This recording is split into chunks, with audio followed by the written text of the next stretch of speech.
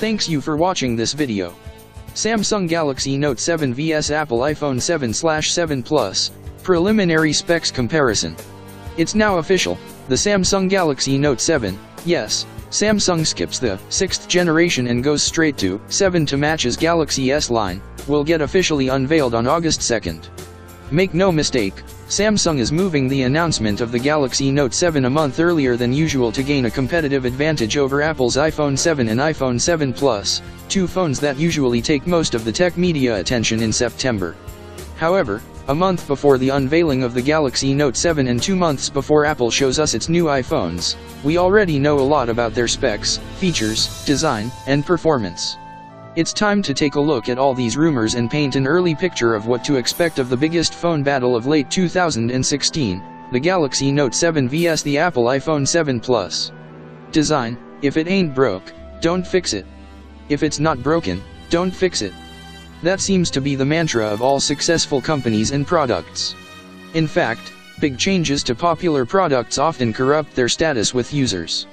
That's why it's no surprise that the Galaxy Note 7 keeps the familiar design that it started with the Galaxy S6 nearly a year and a half ago. Apple is also not bringing any major changes to the design it launched with the iPhone 6, it's largely the same thin metal phone with rounded edges. There are some minor alterations, though. The antenna bands are more discreet and the camera module has a different design. This is not that big redesign that Apple traditionally unveils every 2 years or so. In fact, the latest rumors even say that the company will reflect this in the name of the phone. It could turn out to be an Apple iPhone 6 SE rather than iPhone 7 altogether. Performance: Apple A10 vs Snapdragon 821. While there are no radical redesigns in outward appearance, the Note 7 and iPhone 7 family are expected to bring heaps of improvements under the hood. The Galaxy Note 7 is expected to run on the Snapdragon 821 in the United States, while in all other places, Samsung is likely to use its own Exynos 8893 system chip. We saw the same split of chips in the S7 series, where various tests confirmed that the Exynos version performed a bit better and lasted a bit longer. The iPhone 7, on the other hand, should debut the new Apple A10 system chip. Developed in-house by Apple, the A series of chips have long held the leading positions when it came to single-core performance with the large footprint of the individual cores.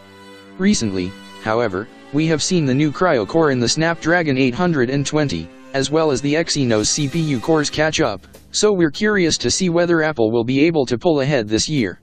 It's also likely way too early for 10nm chips to arrive on devices, those are expected next year, and no new manufacturing process usually results in more modest performance gains.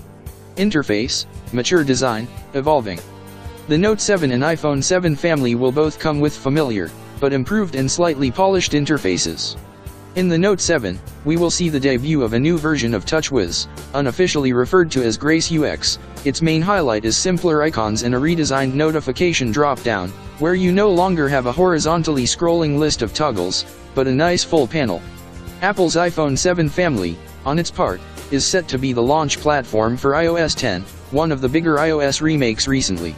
While icons on iOS 10 remain mostly unchanged, Apple has changed some core fundamentals. You no longer unlock iOS 10-based iPhones with a swipe, you have to tap on the home screen to go to the home screen, and lock screen widgets take a more prominent place on your lock screen in a separate home screen panel.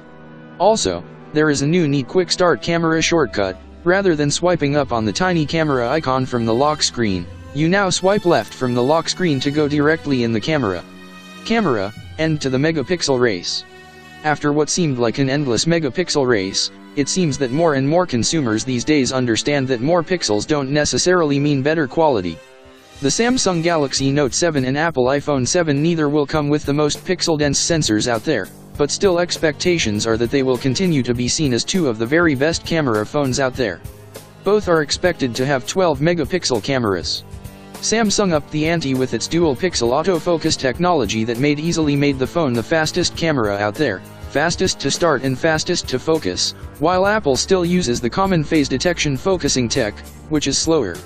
However, with the iPhone 7 Plus model, Apple is expected to introduce something different, a dual-camera setup that should allow you to control the depth of the background, for the so-called bokeh effect, and add a ton of interesting computational photography options.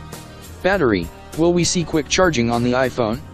Rumors vary on the Samsung Galaxy Note 7 battery size, but expectations are that it will be somewhere between 3,600 mAh and 4,000 mAh.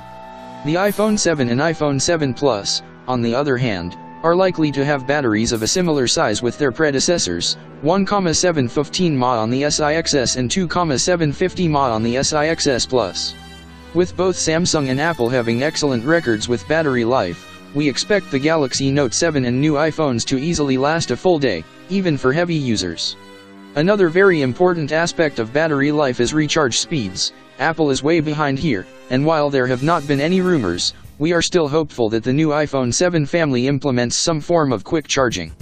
It currently takes more than 2 hours to fully charge an iPhone from 0% to a 100%, while the Samsung Galaxy S7 takes just around an hour and 15 minutes.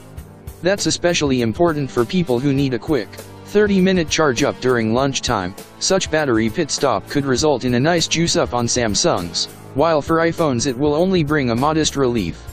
Extras: iris scanning, USB-C. When it comes to introducing new technology, Samsung is clearly first to take initiative. The Note 7 will be no exception. It is set to become the first mass Android phone to come with an iris scanner up front. Just look at a new camera on the front of the device, and it will scan your iris and unlock your phone once it recognizes that it's you. This new technology has quite a long list of limitations. It does not work at all distances. You need to have your phone at an arm's length, but not too far away. It does not work with all eyewear, and might not be as fast and as efficient with some eye types. Nonetheless, it's a neat option when used as a secondary unlock mechanism in addition to fingerprint scanning. The Note 7 will also be the first top-end Samsung phone with a USB-C port for charging and syncing. USB-C is reversible and easier to use, so that's a welcome change. Price, release date, and expectations. Samsung is rushing to bring its Galaxy Note 7 before Apple this year. The company has officially announced a major event in New York for August 2nd, and expectations are that the Note 7 release date will also be on the same date. Apple, on the other hand, is expected to first hold an official announcement of its new iPhones on September 6th or 7th, and then officially release them on September 16th.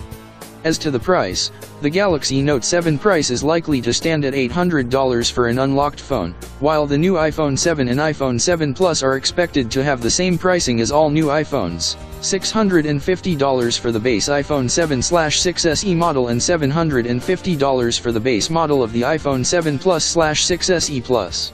Apple is also likely to offer versions with more storage for both phones, and each upper tier usually comes with a $100 price premium, while Samsung will likely have one model available en masse, either a 32GB or 64GB version, with microSD card expansion slot.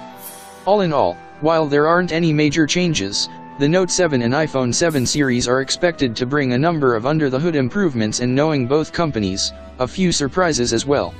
We're excited. Thanks you for watching this video.